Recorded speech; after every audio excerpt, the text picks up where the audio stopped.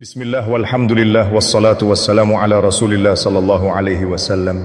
Assalamu alaikum wa rahmatullahi wa barakatuh. My dear soul, close your eyes for a moment and ask yourself the question you have been afraid to ask out loud. If everything is already written, if my destiny was decided before I was born, then why am I being judged for my choices? Why reward? Why punishment? Why Jannah? And why Jahannam? This question has quietly haunted millions of hearts. And maybe it has haunted yours too, because deep down, somewhere in your chest, you wondered, if Allah already wrote everything, then what is the point of trying? What is the point of resisting sin? What is the point of praying tahajjud? What is the point of crying in dua? What is the point of fighting your nafs? If it's all written, then is it my fault, or my fate? This question is dangerous, not because it's wrong to ask, but because shaitan loves what happens after you ask it. He whispers, if it's written, then relax. If it's written, then stop struggling. If it's written, then why blame yourself? And slowly, responsibility begins to fade. Effort begins to die. Hope begins to weaken. But listen carefully. This confusion is not new.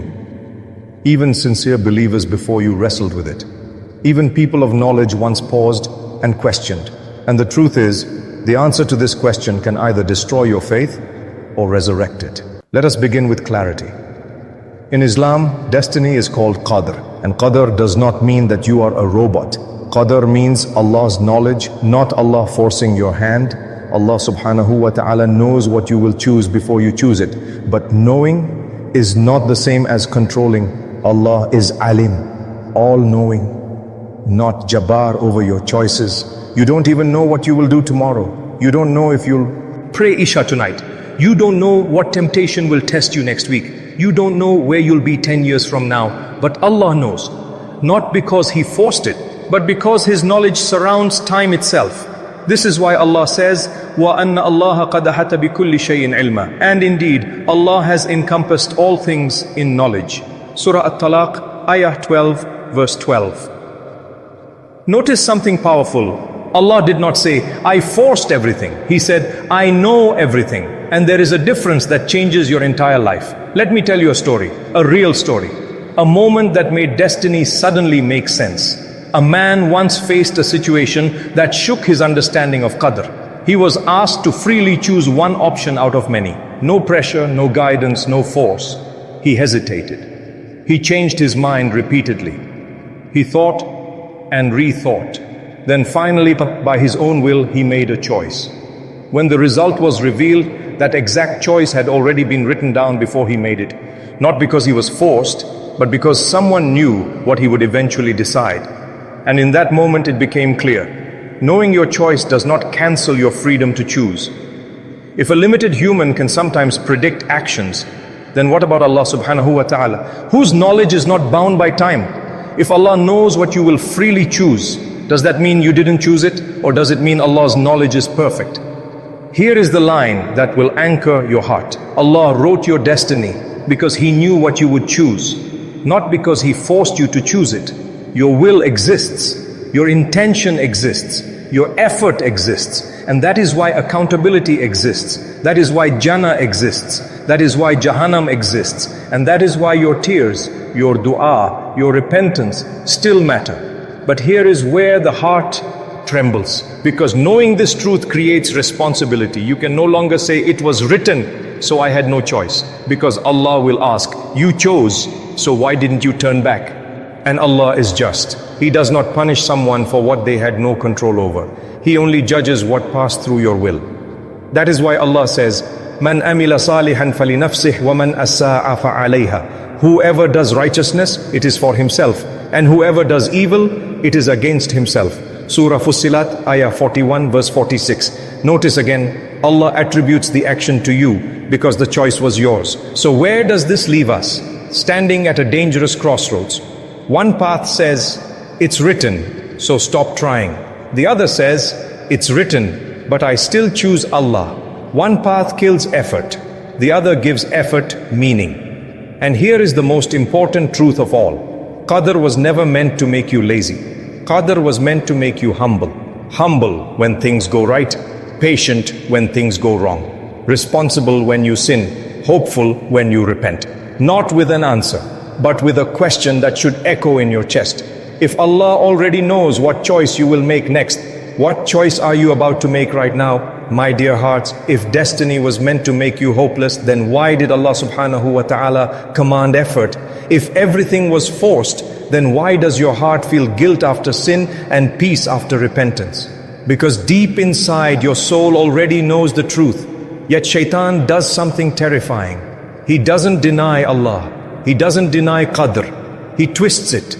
He takes a divine truth and turns it into a spiritual excuse. He whispers, why struggle if it's already written? Why cry in dua if Allah already decided? Why fight your nafs if destiny is sealed? And slowly, faith turns into fatalism. Tawakkul turns into laziness. Trust turns into surrender to sin. But listen carefully, this is not Islam. This is not how the Quran speaks. This is not how the Prophets ﷺ lived. This is not how the Sahaba radiallahu anhu understood destiny. Allah subhanahu wa ta'ala never commanded you to sit still. He commanded you to move, to strive, to struggle, to fall and rise again. That is why Allah says, وَقُلْ إِمَالُوا فَسَيَرَ اللَّهُ عَمَلَكُمْ, and say, work, for Allah will see your deeds. Surah At-Tawbah, Ayah 9, verse 105. Allah did not say, sit and wait. He said, work, move, try, and then trust Him.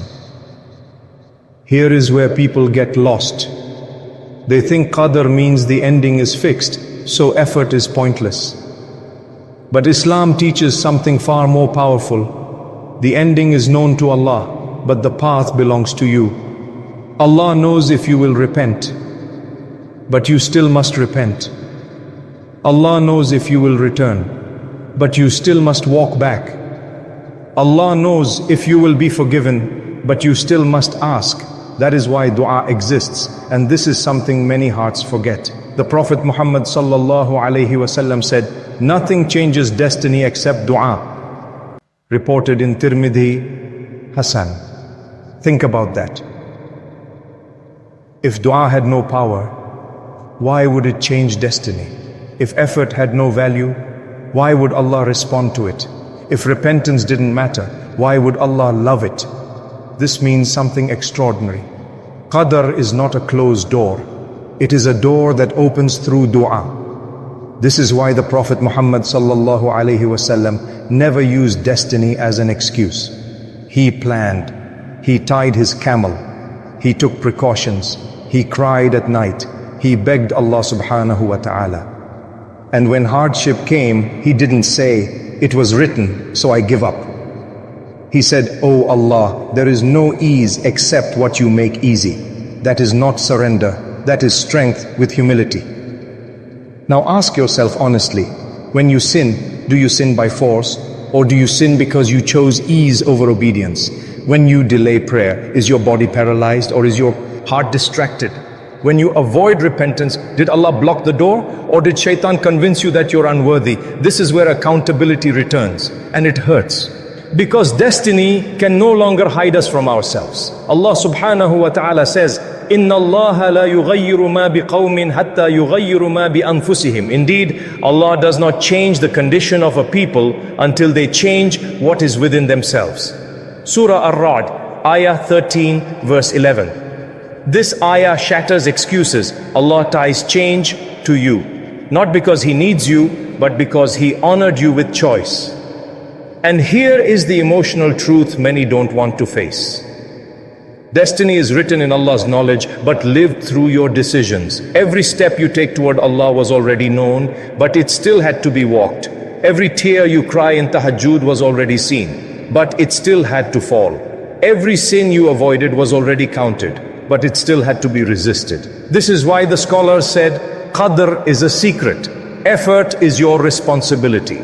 Do not open the secret to escape responsibility. Because the moment you say, it's written, so why try? You have misunderstood Allah. And worse, you have underestimated His mercy.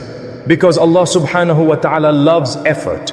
even when you fail, even when you fall again, even when repentance repeats. The Prophet Muhammad sallallahu alaihi wasallam said, Allah is more joyful at the repentance of His servant than a man who finds his lost camel in the desert. Sahih Muslim.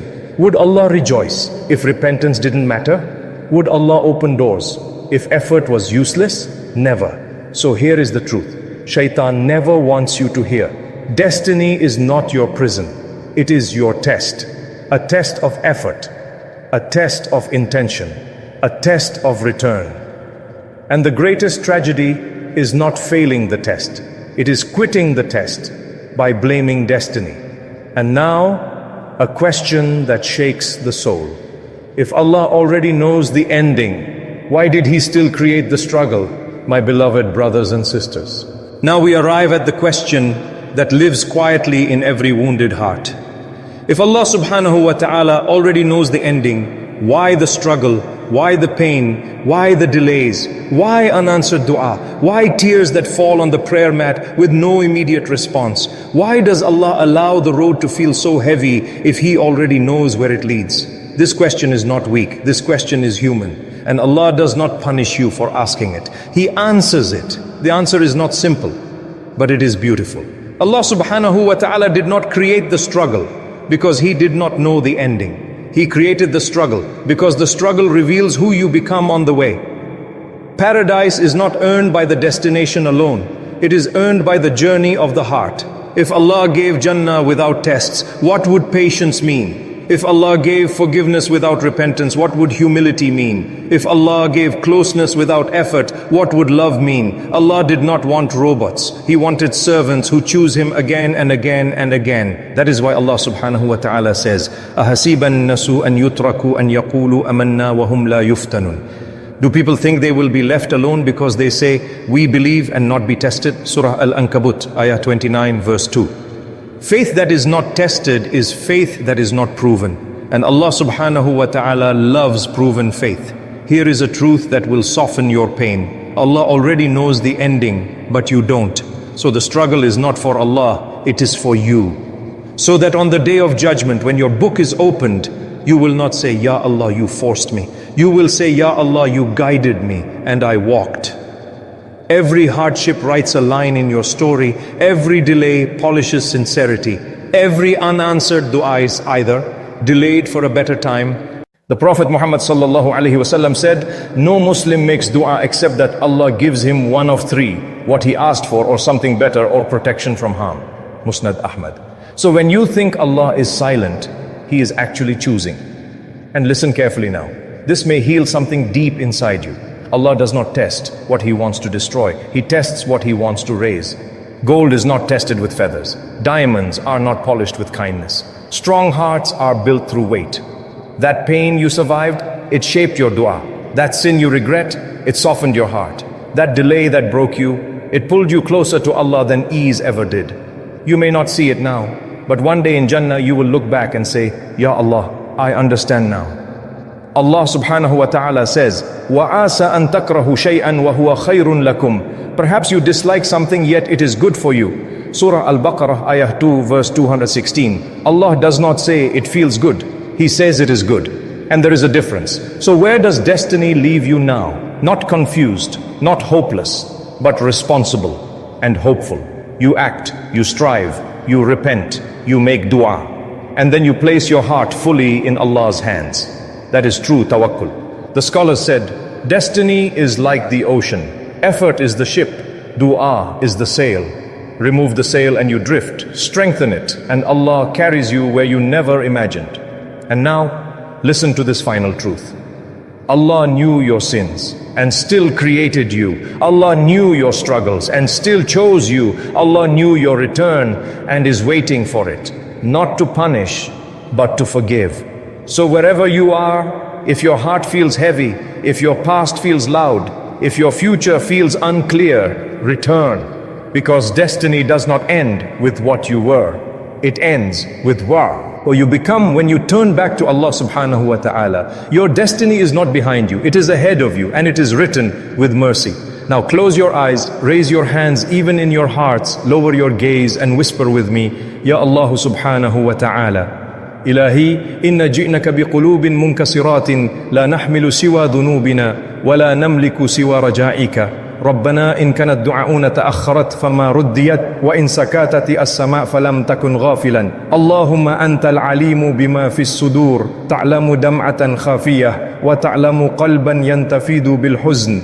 رب إن قال الناس تأخرت إجابته فنحن نقول حكمتك أعزام من فهمنا. اللهم لا تجعل تأخر دعائنا هرمنا ولا تجعل صمتك هجرنا بل اجعله تربية لقلوبنا. ربنا أنت الذي قلت وقال ربكم ادوني أستجب لكم، فهذا نحن ندعوك فلا تردنا خائب. اللهم أصلح تقديرنا إذا صعب ويسر لنا ما خفنه واجعل ما كتبته لنا خيرا ورحمة. ربي إن كسرنا فأنت الجبار وإن ضعفنا فأنت القوي وإن تحيرنا فأنت الحدي. اللهم لا تمتهن قلوبنا أكثر مما تحتمل وإن أخذت منا شيئا فلا تأخذ معه صبرنا. ربنا اجعل دعاءنا نورا في ليلنا وطمأنينة في قلوبنا وبشارتنا التي نحتاجها حتى ولو بعدهن.